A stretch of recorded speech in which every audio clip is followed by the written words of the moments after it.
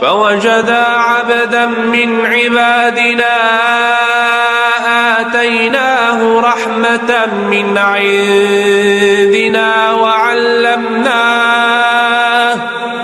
وعلمناه من لدنا علما. السلام عليكم ورحمة الله وبركاته. طلابي الصف الأول الإعدادي مع الدرس الأول في الوحدة الثانية، الحدود والمقادير الجبرية.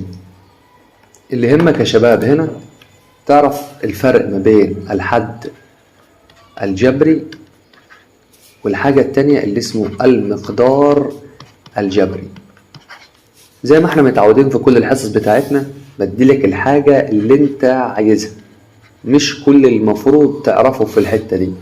الحد الجبري حاجة بس كده، حاجة 5 س تربيع صاد أس 3. أما المقدار الجبري تلاقيهم أكتر من حاجة جنب بعض، 5 س تربيع زائد صاد أس 3 زائد 4 عين أس 6. أهم الأسئلة اللي هيسألك عليها لو هو حد هيسألك ويقول لك من هو العامل وإيه الدرجة وإيه هي عدد العوامل. ركز، الأسئلة اللي بالأخضر أهم الأسئلة. هنا يسألك عن عدد الحدود وهيسألك عن الدرجة، ويا ريت تركز معايا كويس في الكلام اللي جاي. العامل ده عامل نفسه زعلان، فاللي هو كم؟ برافو 5. الدرجة تجميع الأسس 2 و3 الخامسة. عدد العوامل زود على دي 1 فتبقى 6. خلصنا. طب يا مستر لو جاتني 9 فالعامل هو 9. الدرجة يا مستر ده مفيش س ولا مفيش أي حاجة، يبقى الدرجة 0. العوامل بتاعتها 1، هي حاجة واحدة بس. لو جات لك س فالعامل هو 1 والدرجة 1 والعوامل 2. دي أهم الحاجات اللي ممكن تجيلك وأكثرها تكرارا.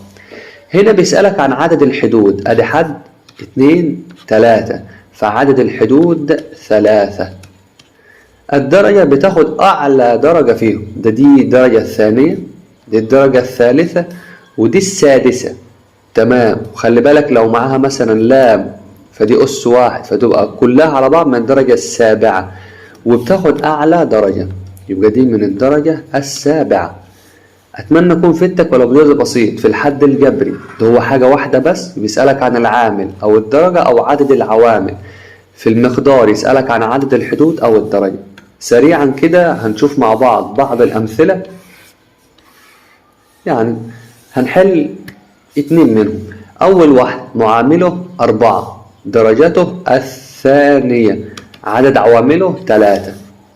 9 معامله هو 9 درجته صفرية عوامله 1. آخر واحد المعامل هو 4 درجته الثالثة وعدد عوامله 4. بس كده، ده أهم النقاط اللي على الدرس ده. هنشوف كمان جدول تاني عن المقدار وكده نكون انتهينا.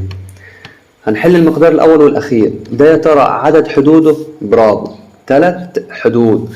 درجة المقدار هتدور على أعلى أس الثانية. آخر واحد 1 2 3 برضو ده يا مستر 3. وأعلى درجة أنا واخد بالي دي من الدرجة الثالثة، دي من الدرجة الصفرية ودي من الدرجة الرابعة، يبقى دي من الدرجة الرابعة. تمام كده يكون انتهى الدرس الأولاني بكل اللي فيه، يعني مفيهوش حاجة أصلا. خلي بالك في دي مثلا، يعني أسئلة تبقى عارفها. وبقول لي رتب المقدار حسب س التنازلية، يعني من الكبير للصغير. دي أكبر حاجة ودي اللي بعده، ده اللي بعده، ده أصغر حاجة وده أقل حاجة خالص. التنازلية من الكبير للصغير 2 س أس 4 زائد 2 س أس 3 زائد 5 س أس 2 زائد 3 س ناقص 3. طبعا التصاعدية هتعكسه. وبكده يكون انتهى الدرس. أتمنى لو أكون فدتكم بفضل الله ولو بجزء بسيط. أشوفكم دايما على كل خير، والسلام عليكم ورحمة الله.